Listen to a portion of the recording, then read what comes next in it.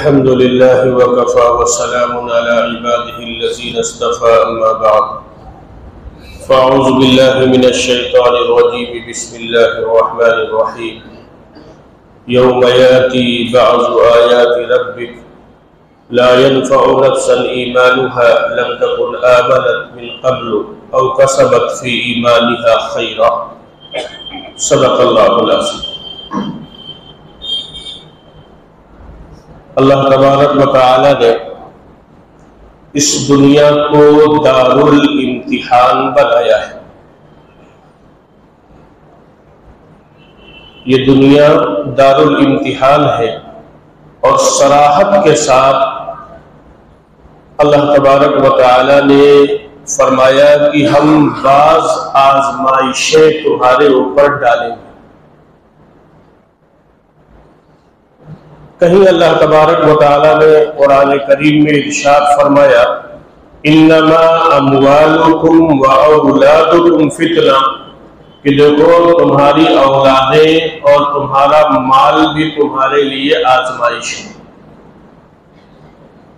اسی ضمن میں اللہ تبارک و تعالی نے جب جو فرمایا کہ دیکھو یہ دنیا آزمائش کی جگہ ہے، تو اللہ نے اسی کے ضمن فرمایا وَلَنَبْلُوَنَّكُمْ بِشَيْءٍ مِّنَ الْخَوْفِ وَالْجُوعِ وَنَقْصٍ مِّنَ الْأَمْوَالِ وَالْأَنفُسِ وَالثَّمَرَاتِ، کہ وہ آزمائش کیسے ہوں گی۔ ان آزمائشوں کا تذکرہ اللہ رب العزت نے قرآن کریم کے اندر کر دیا کہ وہ آزمائش کیسے ہوں گی اور کن کن چیزوں کے ذریعے سے اللہ تعالیٰ انسانوں کو اور اہل ایمان کو آزمائے گا۔ تو گویا اس کا تذکرہ بھی اللہ تعالیٰ نے قرآن کے اندر کر دیا۔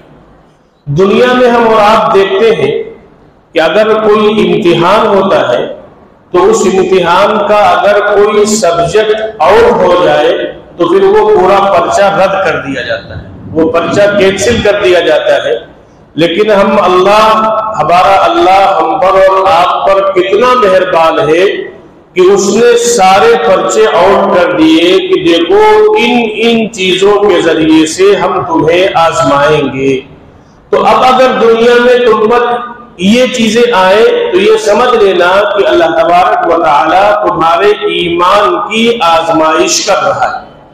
اب ان میں سے ایک چیز اللہ نے فرمائی وَلَنَبْلُوَنَّكُمْ بِشَيْءٍ مِّنَ الْخَوْفِ، اللہ تبارک و تعالی جو تمہیں آزمائیں گے تو ان آزمائش میں پہلی چیز یہ ہوگی کہ اللہ خوف کے ذریعے تم پر آزمائیں گے۔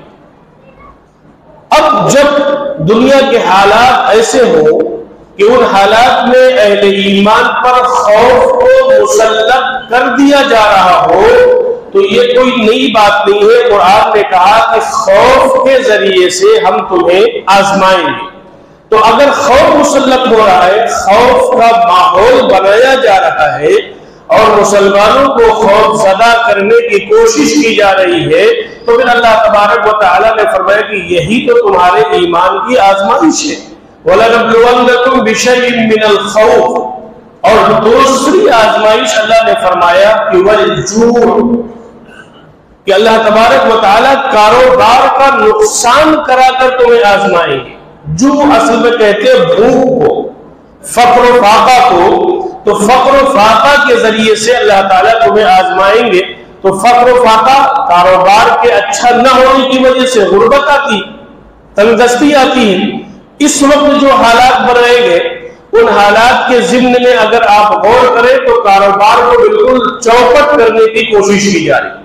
اور پھر ایک خاص وہ طبقہ جو ہم اور آپ کلمہ پڑھنے والے ہیں جناب رسول اللہ صلی اللہ علیہ وسلم کا، تو اس طبقے کو اور ٹارگٹ کیا جا رہا ہے۔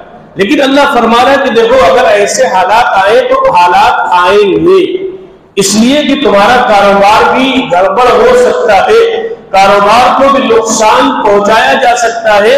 یہ گویا اللہ کی طرف سے آزمائش ہوگی۔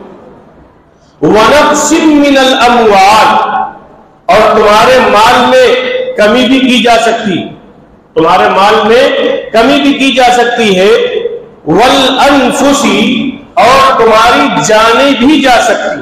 کوئی ہجوم آیا اور اس ہجوم نے کسی انسان کی جان لے لی تو اللہ فرما رہے کہ دیکھو جانوں کے جانے سے بھی تمہاری آزمائش ہوگی، والثمرات، اور کبھی کبھی ایسا ہوگا کہ تمہارے باغ پکے پکائے ہوں گے، پھل اس پر آ چکے ہوں گے، لیکن کوئی ٹولی آئے گی اور وہ ٹولی آ کر اس میں آگ لگا دے گی، تمہارے باغوں کا نقصان کرے گی۔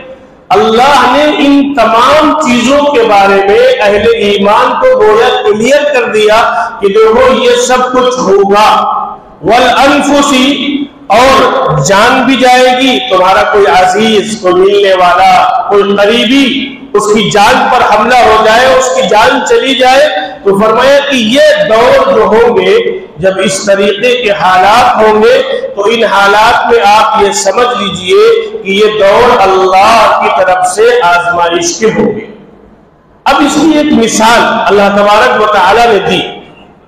حضور پاک علیہ السلام کی زندگی کو ہم اور آپ مکی زندگی کو پڑھیں۔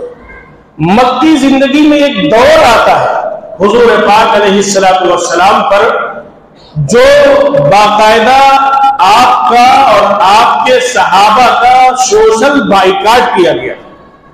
جیسے آج آپ دیکھو اکثر سننے میں آتا ہے، کوئی کہیں کھڑا ہو کے اعلان کرتا ہے کہ مسلمانوں کو بھگا دیا جائے گا، کوئی کہیں کھڑا ہو کر جو ہے یہ اعلان کرتا ہے کہ ان کے ساتھ یہ کر دیا جائے گا۔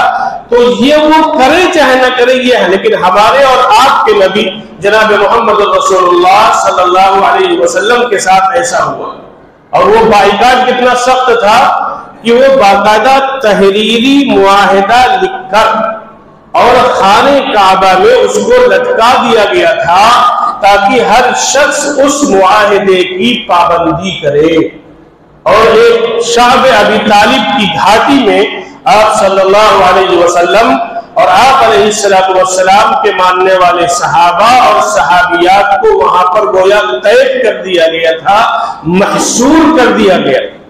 اب اگر آپ تاریخ اور سیرت کی روشنی میں شعب ابی طالب کا مطالعہ کریں اور پڑھیں تو رونگٹے کھڑے ہو جائیں گے کہ پیغمبر علیہ السلام اور آپ کے جانثار صحابہ کے ساتھ وہ 2.5 سالہ بامشقت قید ایک گھاٹیوں میں محصور کر دینا کہ مکے والے کوئی ان سے سامان خریدیں گے نہیں اور وہ کسی سے سامان بیچیں گے نہیں، کوئی باہر کا بیپاری یا بزنس مین آئے گا وہ ان کو سامان نہیں دے گا، جو کچھ ان کے پاس تھا تھوڑا بہت جب وہ ختم ہو گیا، صحابہ فرماتے ہیں کہ ہماری خواتین کی چھاتیوں میں غذا کے نہ ملنے کی وجہ سے دودھ ختم ہو گیا، جو اپنے بچوں کو دودھ پلایا کرتے، بچے ہمارے بلک بلک کر اور تڑپ تڑپ کر ہماری گودوں میں جان دے رہے، لیکن یہ 2.5 سال تک تقریباً یہ سوشل بائیکاٹ رہا حضرات صحابہ اکرام کا۔ اللہ فرما رہے کہ اے مسلمانوں دیکھو تم پر بھی ایسے حالات آ سکتے ہیں۔ اب جو آیت میں نے پڑھی تھی اللہ نے فرمایا کہ یوم یاتی بعض آیات ربک، عربی میں یوم کہتے ہیں دن کو، تو اللہ فرما رہے ہیں یوم یاتی بعض آیات ربک، دنوں میں سے ہم تمہیں کچھ چیزوں کے ذریعے سے آزمائیں گے۔ دن ہوگا، اس دن میں ہم تمہیں کچھ چیزوں کے ذریعے سے آزمائیں گے، پھر جب وہ آزمائش ہوگی تو اللہ فرمائے یوم لا ينفع ایمانها لم تکن آمنت من قبل او کسبت فی ایمانها خیرا، کہ جب وہ آزمائش اللہ کی طرف سے آ جائے گی تو پھر کسی کا ایمان اس کو فائدہ نہیں دے گا۔ کسی کے ایمان سے مراد یہ کہ اس دن جس دن وہ نشانی اللہ کی ظاہر ہوگی اس دن کسی کا ایمان اس کو فائدہ نہیں دے گا۔ پہلے سے جو لوگ مومن تھے ان کا ایمان تو ان کو فائدہ پہنچائے گا، لیکن اس دن اگر کوئی ایمان میں داخل ہوگا تو اس کا ایمان اس کو نفع نہیں دے گا۔ تو قرآن نے اس کو اجمال سے بیان کر دیا کہ وہ نشانیاں ظاہر ہوگی، ایمان نفع نہیں دے گا جو اس دن ایمان کو قبول کرے گا۔ اب اس آیت کی آپ تشریح دیکھیں، جناب رسول اللہ صلی اللہ علیہ وسلم سے روایت کی ہے، حضرت ابو ہریرہ رضی اللہ تعالیٰ عنہ، صحیح مسلم کی روایت ہے، اس صحیح مسلم کی روایت میں یوم یاتی بعض آیات ربک، کہ جس دن اللہ اپنی بعض نشانیوں کو ظاہر کر دیں گے، تو ان بعض نشانیوں سے مراد کیا ہے؟ تو حضور علیہ السلام نے اس آیت کی تشریح کی، جب تین چیزیں جس دن وجود میں آئیں گی، دنیا میں ظاہر ہوں گی، تو اس دن کسی کا نیا ایمان اس کو فائدہ نہیں دے گا۔ اس میں سے ایک چیز بتلائی جناب رسول اللہ صلی اللہ علیہ وسلم نے کہ جب سورج مغرب سے نکلے گا، ابھی سورج کہاں سے نکل رہا ہے؟ مشرق سے نکل رہا ہے، مغرب میں غروب ہوتا ہے۔ آقا علیہ السلام نے ارشاد فرمایا کہ سورج مغرب سے نکلے گا تو اس دن کوئی نیا اگر ایمان میں داخل ہوگا تو اس کا ایمان اس کو فائدہ نہیں دے گا۔ دوسری چیز بتلائی جناب رسول اللہ صلی اللہ علیہ وسلم نے کہ مکہ میں صفا پہاڑی سے پہاڑی پھٹے گی اور وہاں سے ایک جانور نکلے گا جس کو دابۃ الارض کہا جاتا ہے، قرآن میں اس کا تذکرہ ہے۔ جب وہ دابۃ الارض جانور نکلے گا اور وہ جانور انسانوں سے گفتگو کرے گا، وہ جانور انسانوں سے بات کرے گا، تو اللہ کے رسول حضرت محمد صلی اللہ علیہ وسلم نے ارشاد فرمایا کہ پھر اس دن کسی کا ایمان، جو اس دن ایمان میں داخل ہوگا ان چیزوں کے ظاہر ہونے کے بعد، لا ينفع ایمانها، اللہ فرما رہے کہ پھر اس کا ایمان اس کو نفع نہیں دے گا۔ تیسری چیز فرمائی جناب رسول اللہ صلی اللہ علیہ وسلم نے کہ جب دجال کا ظہور ہو جائے گا، جب دجال ظاہر ہو جائے گا، پھر اس دن کسی کا ایمان اس کو نفع نہیں دے گا۔ تو یہ تین بڑی نشانیاں جناب رسول اللہ صلی اللہ علیہ وسلم نے بتائی۔ ایک سورج مغرب سے نکلنا، جانور کا زمین سے نکلنا، انسانوں سے گفتگو کرنا، انسانوں سے بات کرنا، اور تیسری بھی چیز دجال کا نکلنا۔ اس وقت ہم تھوڑی سی گفتگو دجال کے متعلق کریں کہ دجال کا نکلنا اور دجال کے متعلق کیا فرمایا۔ اب اگر آپ اس کو اس انداز سے سمجھے، پورا نام دجال کا اصل نام کیا ہے؟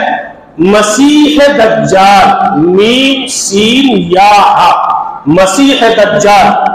اور اسی طریقے سے مسیح ابن مریم، عیسیٰ علیہ السلام کو مسیح ابن مریم کہا جاتا ہے، اور حضرت مہدی رضی اللہ تعالیٰ عنہ، یہ تین شخصیات ہوں گی جو ایک ہی وقت میں ہوں گی۔ مسیح ابن مریم دجال کو مقام لطف پر قتل کریں گے۔ حضرت مہدی علیہ السلام کا دور ہوگا جو امت مسلمہ کی قیادت کر رہے ہوں گے، اور وہ باقاعدہ جو ہے باطل فرقے سے جنگ کریں گے، اور اہل ایمان حضرت مہدی کے ساتھ ہوں گے۔ اب یہ اس پہ آپ آ جائے کہ مسیح دجال، مسیح اصل میں بنا ہے سیاحت سے۔ سیاحت کہتے ہیں عربی میں گھومنے پھرنے کو، پوری دنیا کے چکر لگانے کو، اس کو سیاحت کہتے ہیں۔ مسیح ابن دجال کے بارے میں اگر ایک لفظ اور سمجھ لیں آپ تو آسانی ہو جائے گی۔ دجال کیوں آئے گا؟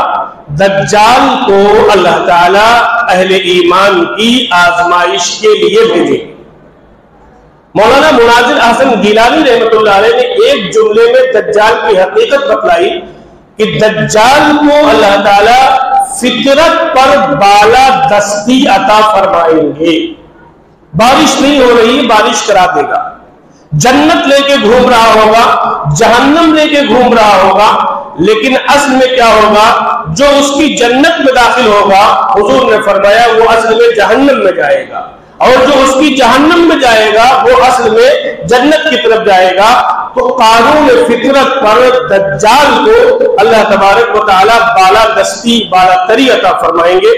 مسیح سیاحت سے بنا، دنیا کے اندر جب وہ آئے گا اس کو ظاہر ہوگا، ملک شام اور عراق کے بیچ سے دجال ظاہر ہوگا، اور حضور صلی اللہ علیہ وسلم کو باقاعدہ دجال دکھلایا گیا ہے۔ یہ حدیث میں صراحت موجود ہے۔ دجال اس دنیا کے اندر 40 دن رہے گا۔ کتنے دن رہے گا؟ 40 دن۔ مسیح دجال اور 40 دن میں پوری دنیا کا سیر کرے گا۔ اب اس 40 دنوں میں اس کا جو پہلا دن ہوگا وہ 1 سال کے برابر ہوگا۔ حضور علیہ السلام نے صحابہ سے فرمایا کہ دجال ظاہر ہوگا، اس کا پہلا دن 1 سال کے برابر ہوگا، تو صحابہ نے سب سے پہلے سوال کیا تھا کہ اللہ کے رسول پھر نمازوں کا کیا حال ہوگا؟ جب ایک دن 1 سال کے برابر ہوگا تو ہم اپنی نمازوں کو کیسے ادا کریں گے؟ تو حضور صلی اللہ علیہ وسلم نے اس وقت فرمایا تھا کہ تم اپنی نمازوں کو اندازے سے ادا کرنا، صبح سے لے کے ظہر تک جس علاقے میں جو وقت ہوتا ہے وہ وقت دیکھ لینا، ظہر کا وقت متعین کر لینا۔ تو ہمیں اس ایک دن کے 1 سال ہونے پر تعجب نہ ہونا چاہیے۔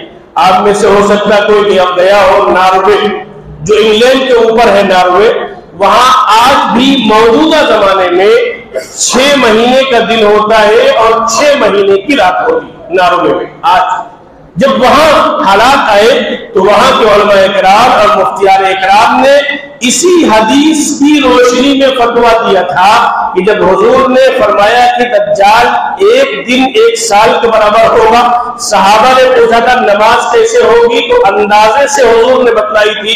تو ناروے کے لوگوں کو مفتیان اکرام نے فتویٰ دیا کہ آپ بھی اندازے سے نماز پڑھیں گے، اندازے سے روزہ رکھیں۔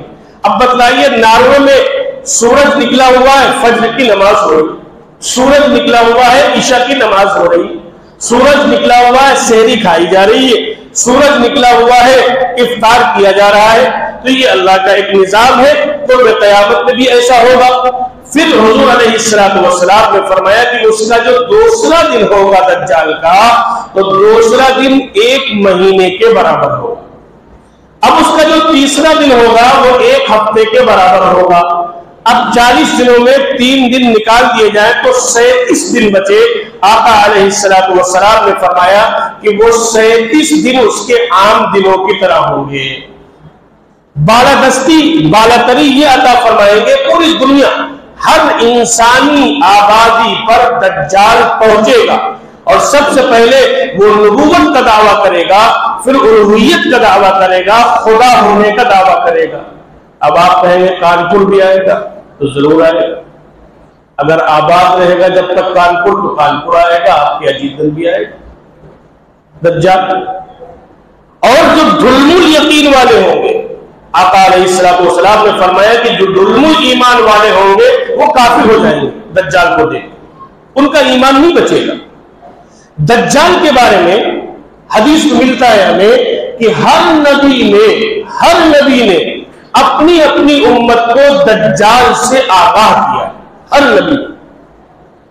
اور جناب رسول اللہ صلی اللہ علیہ وسلم نے خاص طور سے دجال کے بارے میں اپنی امت کو آگاہ کیا۔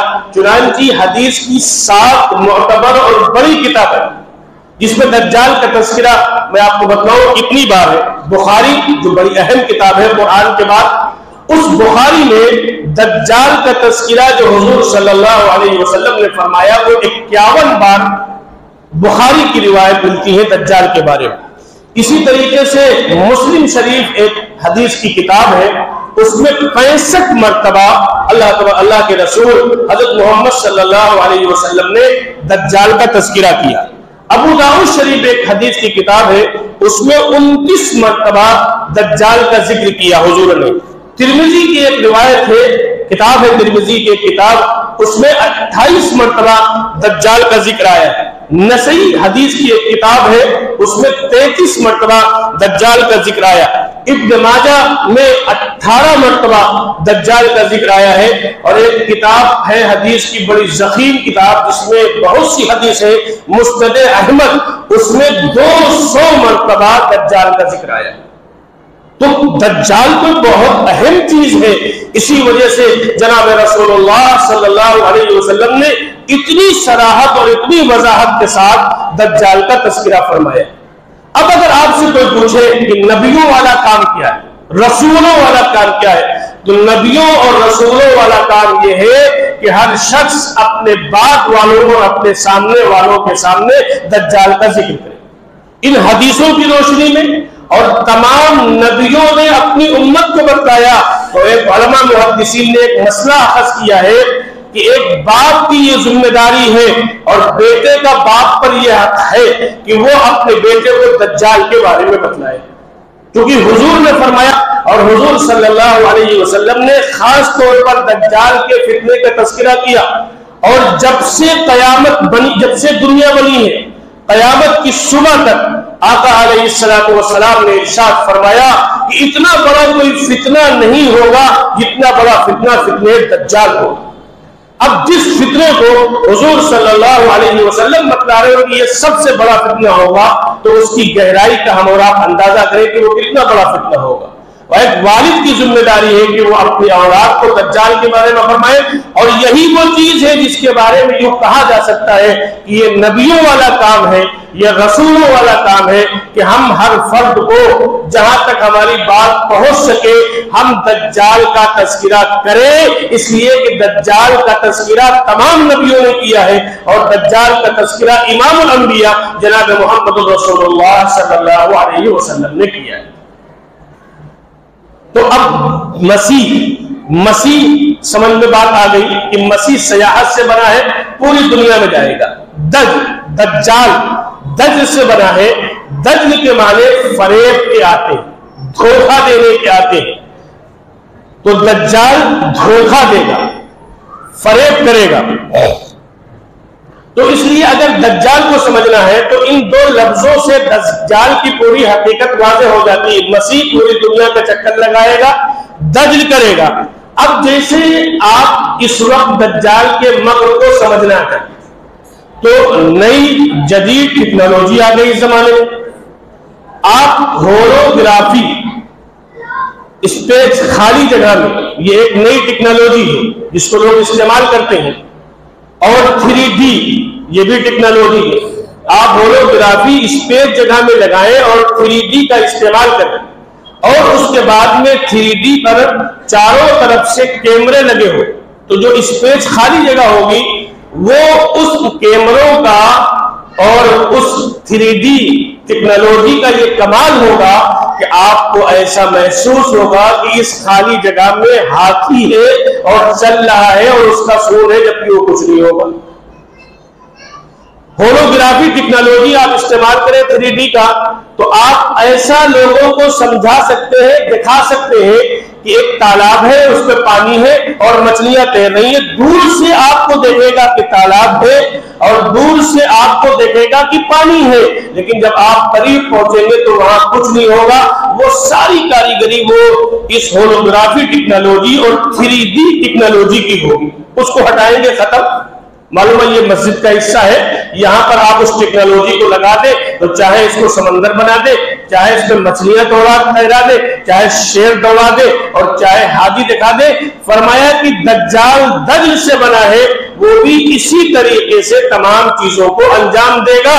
اب وہ بات آپ شروع میں جو میں نے کہی تھی اس کو یاد رکھیں کہ دیکھو اللہ بھوک سے آزمائے گا، والجوع اللہ بھوک سے آزمائے گا، والاموال مال کی کمی سے اللہ آزمائے گا۔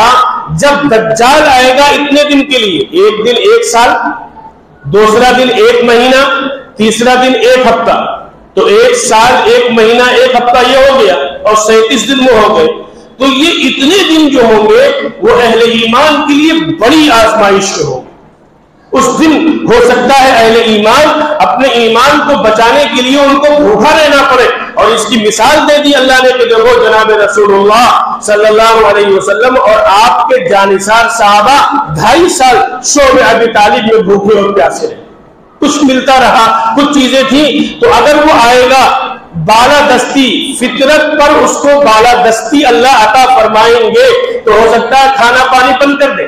اب دیکھو ایک وقت آ رہا ہے کہ ہم لوگ آر او پانی کے استعمال کے عادی ہو گئے، اس کی کمپنیاں کس کے پاس؟ وہ وقت بھی آ رہا ہے کہ آپ کے ملک میں زمین میں کیا بویا جائے گا وہ اسرائیل سے بھی جائے گا، آپ کی زمینیں ناکام ہو جائیں گی۔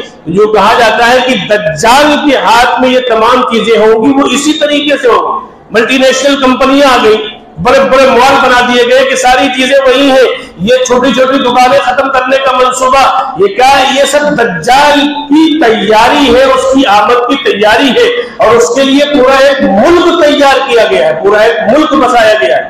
لیکن اگر آپ غور کریں دجال کے سلسلے میں تو یہود نے اپنی کتابوں کی روشنی میں دجال کی آمد کی پوری تیاری کر رہا ہے. وہ پیڑ بھی وہ لگا رہا ہے اپنے گھروں کے سامنے جہاں بقول ان کے کہ ان کے اپنے جانوں کی حفاظت ہوگی. لیکن اگر کوئی شخص دجال کے بارے میں جانکار نہیں ہے تو ہم اور آپ نہیں ہیں. ہمارے آقا جناب رسول اللہ صلی اللہ علیہ وسلم نے جن سے خبر دی. اب دجل حضور علیہ السلام نے ایک بات اور فرمائی. اس کی پیشانی پر کافر لکھا ہوگا. کافر کیسے لکھا ہوگا؟ کاف حروف تہجی جیسے الف با تا سا کی تختی پڑے تو کاف بنا ہوگا, پھر الف بنا ہوگا الگ, پھر فا بنا ہوگا الگ, پھر را بنا ہوگا الگ. اس کو ملائیں گے تو کافر ہوگا. اس کی پیشانی پر دجال کی لکھا ہوگا. اب ایک سوال یہ ہمارے اور آپ کے ذہن میں آ سکتا ہے کہ جو عربی نہیں پڑھے ہوگا, مثال کے بعد نہیں پڑھا کسی نے عربی, وہ انگلش جانتا ہے, ہندی جانتا ہے, تو وہ کیسے پڑھے گا؟ تو حضور صلی اللہ علیہ وسلم نے فرمایا ہماری امت پر اللہ تبارک و تعالیٰ کا یہ انعام ہوگا کہ جو عربی نہیں پڑھے ہوگا وہ بھی دجال کی پیشانی پر جو کاف الف فا را لکھا ہوگا اس کو پڑھ لے گا. یہ امت مسلمہ پر اللہ تبارک و تعالیٰ کا گویا ایک انعام ہوگا.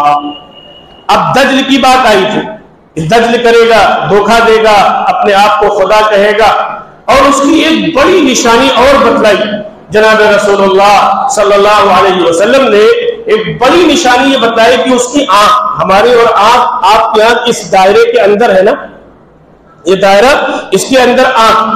حضور صلی اللہ علیہ وسلم نے فرمایا کہ دجال کی جو دائنی آنکھ ہوگی وہ ہماری اور آپ کی طرح نہیں ہوگی, بلکہ وہ آنکھ ایسی ہوگی جیسے پکا ہوا انگور اپنے خوشے میں لٹکتا ہے, ایسے دجال کی آنکھ اپنے آنکھ کے اس کھوے سے باہر لٹک رہی ہوگی اور وہ پتی ہوئی ہوگی جیسے انگور پکا ہوا ہوتا ہے. اب اگر آپ آنکھ کی اس نشانی کے بارے میں غور کریں تو آپ کا جی پکار اٹھائے گا کہ کروڑوں درود و سلام ہو جناب رسول اللہ صلی اللہ علیہ وسلم پر. کیسی مثال دی اللہ کے رسول علیہ السلام نے. آپ جب کسی ملک کا ویزا لگواتے ہیں اور آپ اس ملک میں جب پہنچنا چاہتے ہیں تو اس ملک میں پہنچنے سے پہلے آپ کی آنکھ پہنچ چکی ہوتی. آنکھ پہنچ جاتی ہے, چہرہ پہنچ جاتا ہے, لیکن کیا ہوگا؟ چہرے پر تو آپ سرجری کرا سکتے ہیں اور ایسا ہوتا ہے, آئے دن ہم پڑھتے رہتے ہیں اخباروں میں, لیکن آنکھ پر آپ سرجری نہیں کرا سکتے. آپ جب اس ملک میں پہنچیں گے جس ملک کا ویزا آپ نے لیا ہے تو آپ کو جہاز سے اترنے کے بعد باہر نکلنے سے پہلے کیمرے کے سامنے کھڑا کر دیا جائے اور آپ کی آنکھ وہ اپنی دوربین سے اپنے آلے سے دیکھیں گے کہ جو آنکھ آئی ہے وہی آنکھ ہے کہ نہیں, وہی نسیں ہے کہ نہیں ہے. اگر آنکھ وہ نہیں ہوگی, سرجری کرا کر آپ اس آدمی کی شکل بنا لے, جس آدمی نے ویزا لیا ہے پوری شکل بنا لے, لیکن آپ آنکھ نہیں بدل سکتے تو اس ملک سے آپ واپس کر دیجیے. اور حضور صلی اللہ علیہ وسلم نے کیا فرمایا کہ دیکھو دجال کی ایک نشانی تو یہ بتلائی پیشانی پر لکھا ہوا ہوگا, اور دوسری نشانی اس کے آنکھ کے بارے میں بتلائی کہ پھر اب وہ دھوکہ دے ہی نہیں سکتا.